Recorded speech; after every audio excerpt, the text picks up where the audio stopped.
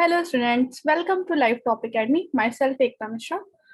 इससे पहले की क्लासेस में हमने जो हमारी 3 क्लासेस हुई उसमें सबसे पहले हमने पढ़ा था इंटेलिजेंस क्या है, इसको प्रभावित करने वाले कारक। फिर इसके कुछ सिद्धांत के बारे में हमने डिस्कशन किया था।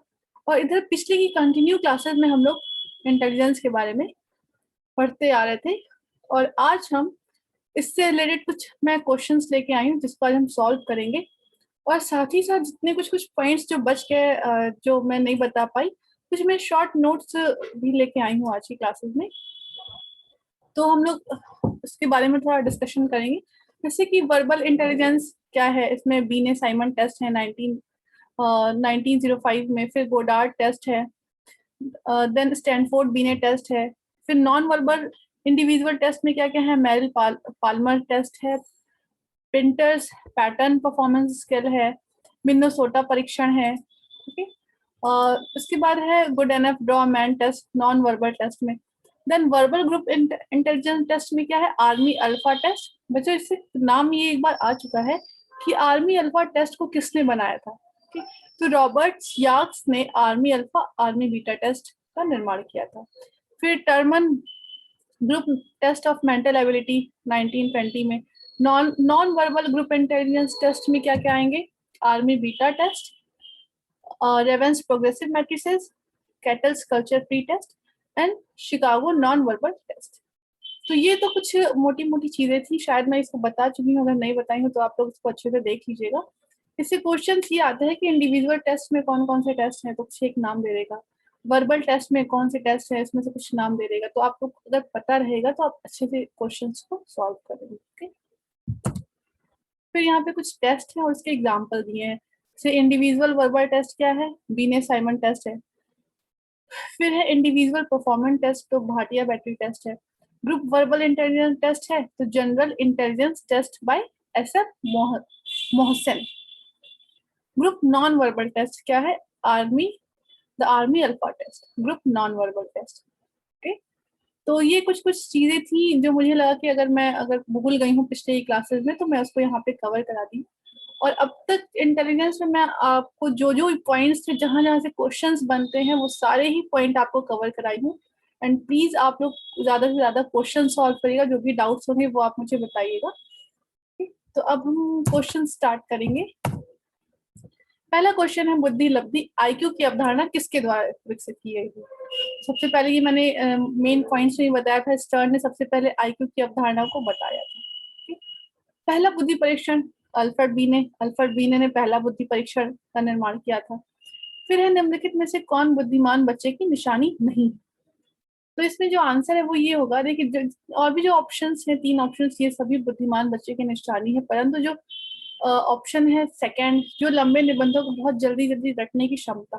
तो जो बुद्धिमान बच्चे होते हैं वो कभी चीजों को रटते नहीं है, वो समझते हैं, अपनी तर्क शक्ति का प्रयोग करते हैं। ओके, नेक्स्ट क्वेश्चन है, IQ स्कोर आमतौर पर शैक्षणिक प्रदर्शन के साथ से संबंध होते हैं। तो जो मॉडरेट रूप से जो IQ स्कोर्स होते हैं वो शैक्षणिक प्रदर्शन के साथ मॉडरेट रूप से संबंधित होते हैं। नेक्स्ट क्वेश्चन है, बुद्धि के संदर्भ में G कारक है। तो जो मानसिक क्षमता को मापने के लिए जो सामान्य शब्द का जो हम प्रयोग करते हैं उसको हम G कारक के रूप में जानते हैं। G कारक किसने दिया था, स्पेयरमैन का G कारक और S कारक है, जनरल फैक्टर्स और स्पेसिफिक फैक्टर। नेक्स्ट क्वेश्चन है, बुद्धिमत्ता के निम्नलिखित 3 पहलुओं को स्टर्नबर्ग के त्रिआयामी सिद्धांत से अलग रखा गया है। तो हमने जब स्टर्नबर्ग की थ्योरी पढ़ी थी तो हमने 3 चीजों के बारे में पढ़ना, विश्लेषणात्मक, प्रासंगिक और अनुभवात्मक बुद्धि, है ना। एनालिटिकल, क्रिएटिव और प्रैक्टिकल इस टाइप के इंटेलिजेंस के बारे में हमने स्टर्नबर्ग की थ्योरी में पढ़ा था। तो उसमें सामाजिक बुद्धि को कहीं नहीं बताया गया था, समाज की बात कहीं नहीं कही गई थी। तो आंसर है थर्ड, राइट आंसर। निम्नलिखित में से कौन स्टर्नबर्ग के तीतंत्र बुद्धि सिद्धांत का एक रूप है। तो जो स्टर्नबर्ग की तीतंत्र थ्योरी थी ये रीजनिंग पे बेस्ड है, तो तर्क बुद्धि होगा।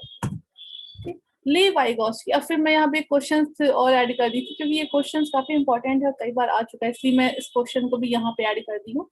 जो हमारी ले वाइगोस्की की क्लासेस थी उसमें ये क्वेश्चंस मैं नहीं ऐड कर पाई थी, तो यहाँ पे मैंने इसे ऐड कर दिया है। ले वाइगोस्की का सामाजिक सांस्कृतिक परिप्रेक्ष्य अधिगम प्रक्रिया के महत्व पर जोर देता है। तो लेव वाइटकास्की ने सांस्कृतिक उपकरण के बारे में ज्यादा महत्व दिया था, तो ये आंसर होगा सांस्कृतिक उपकरण। ओके, नेक्स्ट है बुद्धि क्या? बुद्धि एक विशिष्ट कार्य करने की योग्यता है। वैसे तो हम ये भी कह सकते हैं सामर्थ्यों का एक समुच्चय भी है बुद्धि, अकेला और जाति विचार ये तो नहीं है, दूसरे के अनुकरण करने की योग्यता। बुद्धि में हम अनुकरण तो करते हैं लेकिन उतना नहीं करते हैं। बुद्धि क्या होता है? एक विशिष्ट योग्यता होती है जिसमें हम वातावरण के साथ सामंजस्य स्थापित करते हैं, समाज के साथ सामंजस्य स्थापित करते हैं, इवन खुद के साथ एक सामंजस्य स्थापित करने की योग्यता है। थॉर्नडाइक के अनुसार बुद्धि का प्रकार नहीं है। थॉर्नडाइक ने सामाजिक बुद्धि बताई थी, मूर्त बुद्धि बताई थी, लेकिन संवेगात्मक बुद्धि थॉर्नडाइक ने नहीं, गोलमैन ने बताई थी। तो ये गोलमैन आपके सिलेबस में नहीं था, इसलिए मैंने गोलमैन को नहीं बताया। ठीक है, मनोवैज्ञानिकों के अनुसार बुद्धि क्या है?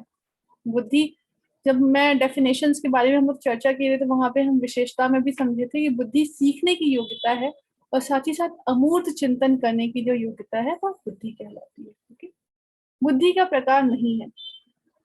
मानसिक बुद्धि, सामाजिक बुद्धि, मूर्त बुद्धि और अमूर्त बुद्धि। तो बच्चों इसमें जो राइट आंसर है ये आपका होगा मानसिक बुद्धि। बुद्धि का प्रकार नहीं है, मानसिक बुद्धि।